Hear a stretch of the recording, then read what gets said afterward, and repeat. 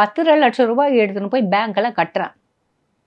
பேங்க்கில் பணம் நாங்கள் வாங்க மாட்டோம், வீடு சேல்ஸ் ஆயிடுச்சுன்றாங்க. உங்ககிட்ட சொல்லாம அதை அப்படி பண்ணலாமா? சேல்ஸ் பண்ணிட்டாங்க.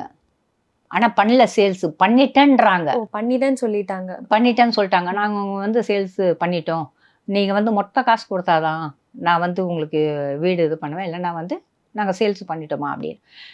ஒரு பேங்க்கில் ஒரு லோன் வாங்குறோம்னாக்கா 22 ரூபாய்னாக்கா நாங்கள் ஒரு 10 வருஷம் போட்டு இருக்கிறோம்னாக்கா அப்போ மொத்தம் கட்டணும்னா அப்புறம் எதுக்கு நீங்கள் லோனை கொடுக்குறீங்க? எங்களுக்கு லோனை நீங்கள் கொடுக்காம இருக்கலாமே. சரி, நீங்கள் லோன் கொடுத்தாக்கா நான் 5 லட்ச ரூபா கொடுத்தா 6 லட்ச ரூபா நீங்கள் வாங்கிட்டீங்க, ஏன் 10 லட்ச ரூபா நீங்கள் வாங்க மாட்டேன்றீங்க? ஹெட் ஆஃபீஸ்க்கு போங்கன்னாங்க. ஹெட் ஆஃபீஸ்க்கு போனாக்கா அவங்க என்ன சொல்கிறாங்கன்னா, நாங்கள் 10 லட்ச ரூபா நாங்கள் வாங்கக்கூடாதுன்னு ஆர்டர் வந்துடுச்சுமா. எங்கே? காலேஜ் ரோடில் ஹெட் ஆஃபீஸ் இருக்குது, அதுதான் மெயினாக. அது அங்கே போய் 10 லட்ச ரூபா எனக்கு தெரியலன்றதான் என்னுடைய ஃப்ரெண்டை கூட்டின்னு போகிறேன் நான் அந்த பணம் கட்டுறதுக்கு. என் ஃப்ரெண்டுக்கிட்ட சொல்கிறாங்க, வீடு சேல்ஸ் ஆயிடுச்சுன்னு நாங்கள் வாங்க மாட்டோம் காசு. வீடு சேல்ஸ் ஆச்சுன்னா என்கிட்ட நீங்கள் கேட்கணுங்க, ஏன் கேட்கல?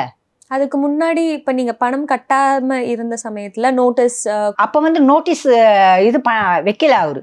இந்த 10 லட்ச ரூபாய் நான் என்ன பண்ணேன்னாக்கா, நோட்டீஸ் வைக்காத முன்னே பேங்க்கில் எடுத்து போய் கட்டும்போது வாங்கலைன்னும் போது என் ஃப்ரெண்டு ஒருத்தி சொன்னால், பேங்க்கில் ஒர்க் பண்ணுறவங்க இருக்கிறாங்க எனக்கு, நீங்கள் வாமா அந்த காசை எடுத்துக்கின்னு பேங்க்லேயே காசு இருக்கட்டும், நீங்கள் வாங்க, நான் பேங்க்கில் கட்டிடுறேன் காசு அப்படின்னு சொல்லிட்டு என்னை பேங்க்கில் கூட்டின்னு போயிட்டு சந்திரிக்கா, உதய் சந்திரிக்கா அந்த அம்மா பேர், அந்த அம்மா போயிட்டு எனக்கு பேங்க்கில் எழுதி கொடுத்து எல்லாமே நான் பேங்க்கில் போகிறேன்னு என்னை கூட்டின்னு போனாங்க 10 லட்ச ரூபாய்க்கு.